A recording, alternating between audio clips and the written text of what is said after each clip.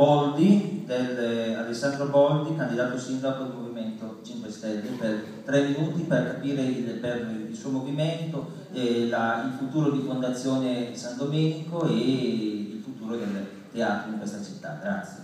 Grazie Presidente alla Fondazione per l'invito.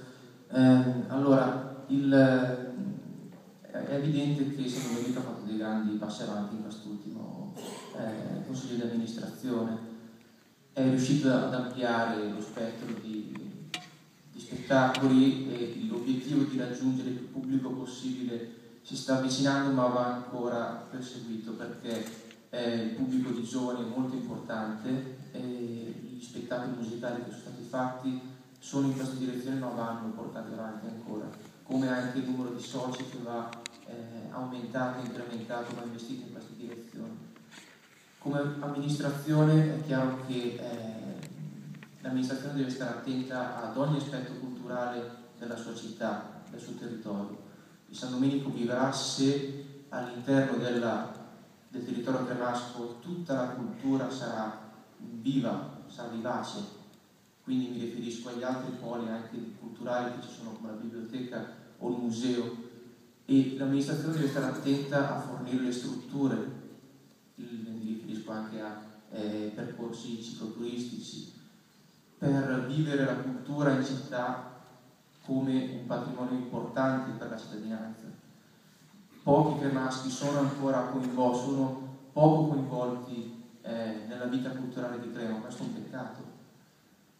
Va incrementata ancora la pubblicità e il senso di cultura che c'è a Crema. Sono molto interessato al discorso che si faceva prima su cultura più turismo. Allora è tutto legato secondo noi.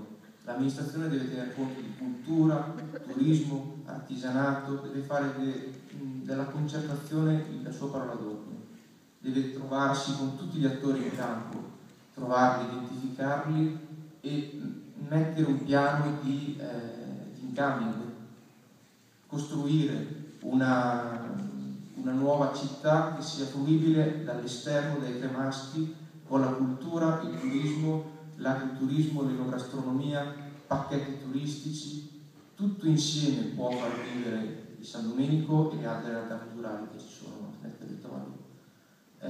Ovviamente vanno valorizzate le peculiarità di questa città e del suo territorio, la organaria, in collaborazione con la liuteria cremonese, questo è ovvio, e va incrementato, va studiato, va pubblicizzato. La tecnica, il discorso della concertazione può essere portato avanti con diversi canali tra il comune, le associazioni, le fondazioni, ma anche tra le associazioni e le associazioni. Devono riuscire a parlarsi di più. Bonardi, grazie. Boldi, grazie. Il riferimento al turismo, all'unione, alle associazioni e alle varie anime della città è tra l'altro uno degli sviluppi che soprattutto a partire dalla seconda metà degli anni 90 nel territorio cremonese, quindi anche a Crema ovviamente, trova un suo sempre maggiore sviluppo.